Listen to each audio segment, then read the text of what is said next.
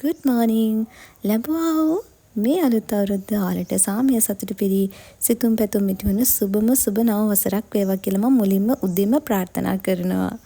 ඉතින් අද මම මේ වැඩට යන ලෑස්ති වෙන කලින් මම අද උදේම නැගිටලා මොනවද කරේ කියලා ඔයාලත් එක්ක ෂෙයා කරගන්න තමයි මේ එකතු වෙන්නේ.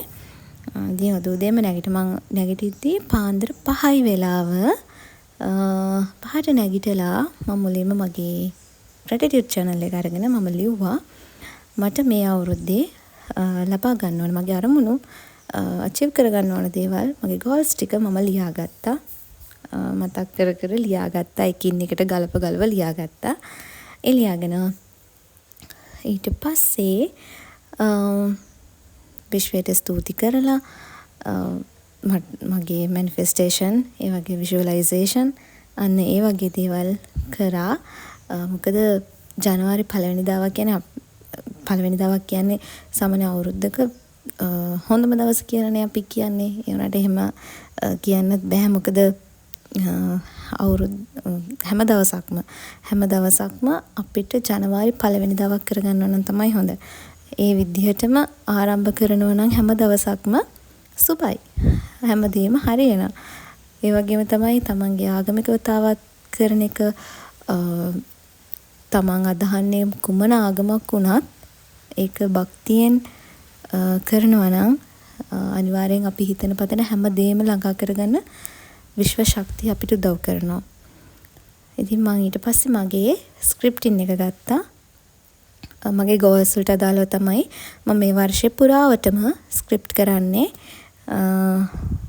බලමු අපි දැන් පටන් ගත්ත විතරනේ මේ අලුත් අවුරුද්ද. අපි බලමු මේ අවුරුද්දේ දෙසැම්බර් 31 වෙද්දී මට මේ මම ලියාගත්ත goals වලින් කීයක් achieve කරගන්න පුළුවන් වේද කියලා.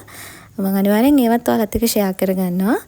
මම ආදරෙන් ආරාධනා කරනවා මාව subscribe කරලා bell icon එකත් click කරලා තියාගන්න කියලා. මොකද මම මගේ ජීවිතේ සිද්ධ වෙන ගොඩාක් positive දේවල් තමයි ඔයාලත් එක්ක share කරගන්න බලාපොරොත්තු වෙමින් ඉන්නේ. ඒ වගේම මගේ ජීවිතේට අලුතින් දෙයක් මොන හරි එකතු වෙනවා නම්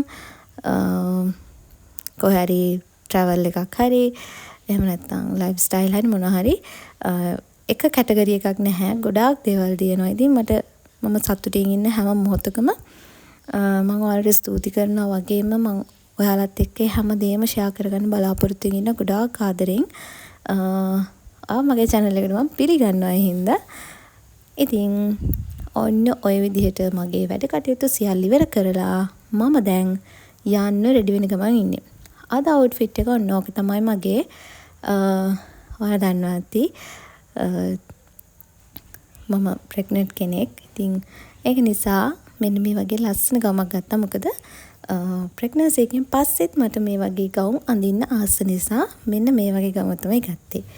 ඒක ලස්සනයිද? ඒක හරිම ලස්සනයි යන්නම. ඒක නිසා මම ඒක ගත්තා. ඉතින් ඔන්න ඔය විදිහට තමයි මගේ මේ ලස්සන ගවුම තියෙන්නේ. මම ස්කින් කෙයාර් ප්‍රොඩක්ට්ස් මොකුත් යූස් කරන්නේ නැහැ දැන් ප්‍රෙග්නන්සි එක නිසා. බේබි ක්‍රීම් තමයි බොඩි ලෝෂන් එක විදිහට පාවිච්චි කරන්නේ. එතකොට ඇලෝ ජෙල් එක තමයි මගේ මූණේ ඇප්ලයි කරන්නේ. විශේෂ ස්කින් කෙයාර් ප්‍රොඩක්ට්ස් කියලා මම යූස් කරන්නේ නැහැ දැන්. මම යූස් කරා. හැබැයි දැන් ඒව නතර කරලා තියෙන්නේ. මොකද හොඳ නැහැ කියලා කියනවනේ. ඒක නිසා ඉතින් හොඳයිද නරකයිද කියන්න මම දන්නේ නැහැ. මම ඒව නතර කරා. කොහොමද හොඳන්නේ බේබි ක්‍රීම්. ඉතින් ඒවා යූස් කරනවා. ඉතින් ඔහොමම රැඳිලා ඉන්න අපි බලමු මොකද වෙන්නේ කියලා.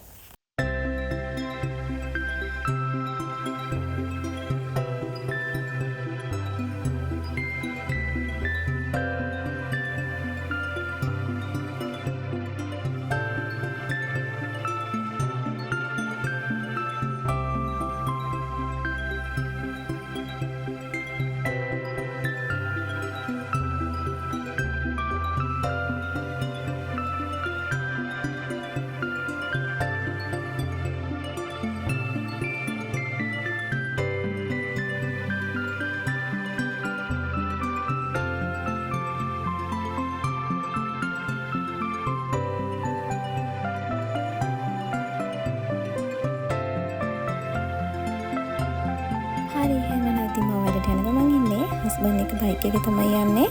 ගිහිල්ලා මග දෙනවා බස් එක. ඒක යන්නේ අපි අලුත් vlog එකකින් හම්බෙමු. ගිහින් එන්නම්. බයි බයි.